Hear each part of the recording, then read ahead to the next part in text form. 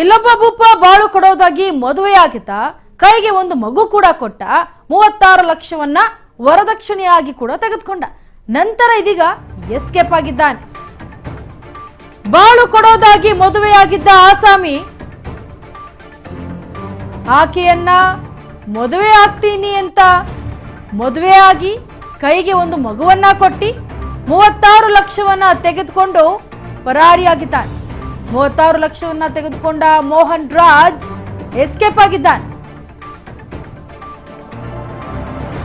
ಮದುವೆ ಆದ ಮಗುವನ್ನು ಕೊಟ್ಟ, ಈಗ ಹೆಂಡತಿ ಬೇಡ್ವಾ? ಮನೆ ಕಟ್ಟಿ ಹೊಸ ಜೀವನ ಶುರು ಮಾಡೋಣ ಅಂತ ಕೂಡ ಅಂದಿದ್ದ.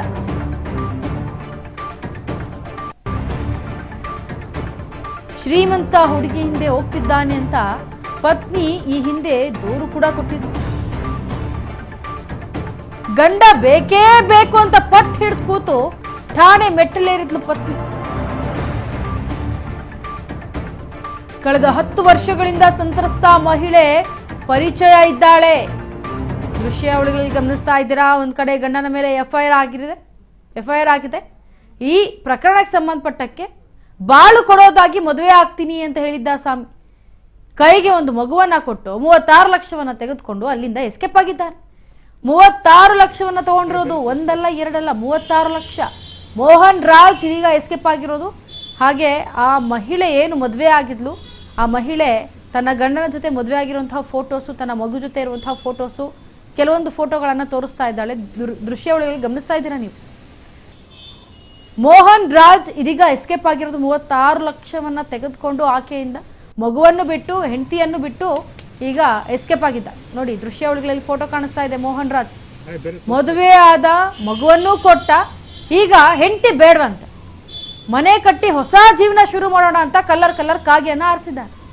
ಶ್ರೀಮಂತ ಹುಡುಗಿರಿಂದ ಚಕ್ಕರ್ ಬೇರೆ ಇತ್ತು ಈತನಿಗೆ. ಪತ್ನಿ ಈ ಹಿಂದೆ ದೂರನ್ನ ಕೂಡ ಕೊಟ್ಟಿದ್ಲು.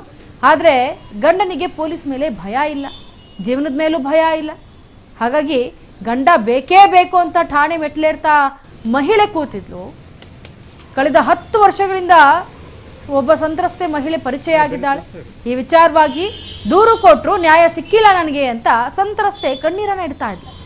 ಇನ್ನು ಬನಶಂಕರಿ ಪೊಲೀಸ್ ಠಾಣೆಯಲ್ಲಿ ಪಂಗನಾಮ ಹಾಕಿರುವಂತಹ ಪ್ರಕರಣ ಇದೆ. ಆಕೆ ಬಂದು ಕಂಪ್ಲೇಂಟ್ ಕೊಟ್ಟು ಈ ರೀತಿ ಒಬ್ಬ ಶ್ರೀಮಂತ ಮಹಿಳೆ ಹಿಂದೆ ಹೋಗ್ತಾ ಇದ್ದಾನೆ ನನ್ನ ಪತಿ, ಇದಕ್ಕೇನಾದರೂ ನ್ಯಾಯ ಒದಗಿಸಿಕೊಡಿ ಅಂತ ದೂರು ಕೊಟ್ಟರೂ ಕೂಡ ಈ ಸಂತ್ರಸ್ತೆಗೆ ನ್ಯಾಯ ಸಿಕ್ಕಿಲ್ಲ.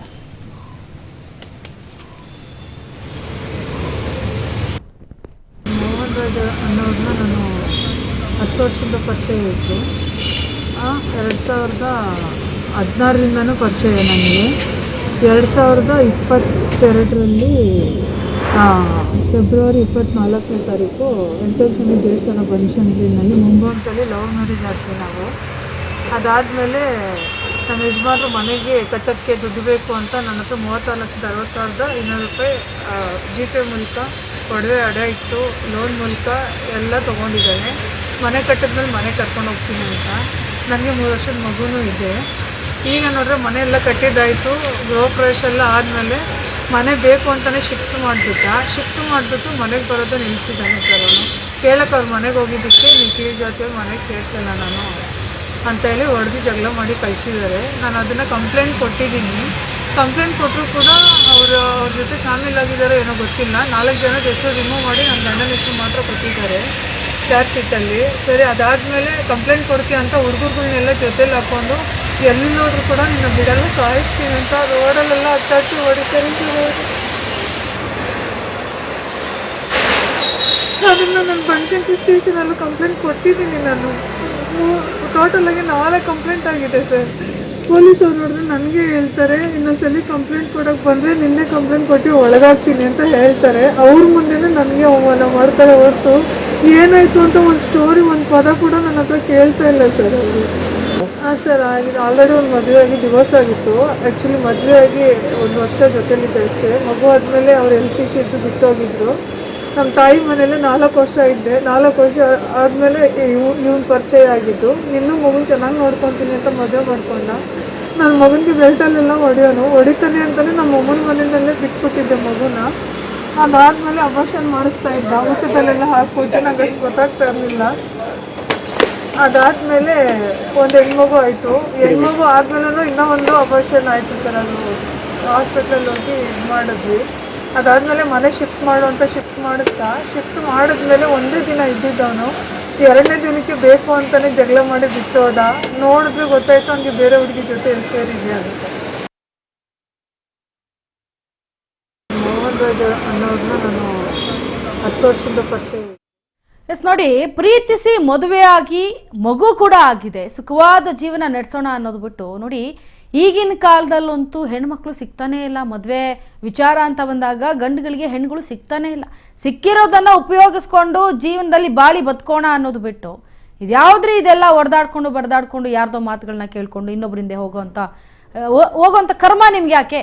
ಸಿಕ್ಕಿರೋ ಅಂಥದ್ದನ್ನು ಬಳಸ್ಕೊಂಡು ನೋಡ್ಕೊಂಡು ಚೆನ್ನಾಗಿ ಹೋದ್ರೆ ಅದಕ್ಕಿಂತ ಬೇಕಾ ಜೀವನ? ಒಂದು ಮಗು ಕೂಡ ಇದೆ, ಹೋಗ್ಲಿ ಬಿಡಿ ಅನ್ನೋದಕ್ಕೆ. ಆ ಹುಡುಗಿ ಮಹಿಳೆ ಮದುವೆಯಾಗಿ ತಮ್ಮ ಮನೆಯವ್ರನ್ನೆಲ್ಲ ಬಿಟ್ಟು ಬಂದಿರ್ತಾರೆ ಅಂದರೆ ಯೋಚನೆ ಮಾಡಬೇಕು ಕಟ್ಕೊಂಡಿರುವಂತಹ ಗಂಡ. ನೋಡಿ, ಬನಶಂಕರಿ ಪೊಲೀಸರಿಗೆ ಹಿಂದೆ ದೂರನ ಕೊಟ್ಟಿದ್ರು ಕೂಡ ಆಕೆಗೆ ಬೆದರಿಸಿ ಕಳಿಸಿದ್ದಾರೆ. ನೀನೇನಾದರೂ ಮತ್ತೆ ಬಂದರೆ ಮತ್ತೆ ಈ ರೀತಿ ಕಂಪ್ಲೇಂಟ್, ಒಂದು 4 ಸಲ ಏನೋ ಕಂಪ್ಲೇಂಟ್ ಕೊಟ್ಟಿದ್ದಾರೆ. 4 ಸಲ ಆದಮೇಲೂ ನೀನು ಮತ್ತೆ ಏನಾದ್ರು ಬಂದರೆ ನಿನ್ನನ್ನೇ ಒಳಗಾಗ್ತೀವಿ ಅಂತ ಬೆದರಿಸೋ ಅಂಥ ಪೊಲೀಸರು. ಮೊದಲು ನೋಡಿ, ಜನ ಬದಲಾಗಬೇಕು, ಸಮಾಜ ಬದಲಾಗಬೇಕು ಅನ್ನೋದಲ್ಲ, ಮೊದಲು ಕಾನೂನು ಸುವ್ಯವಸ್ಥೆ ಬದಲಾಗಬೇಕು. ಆಗ ಆಟೋಮೆಟಿಕ್ಲಿ ಜನ ಬದಲಾಗ್ತಾರೆ.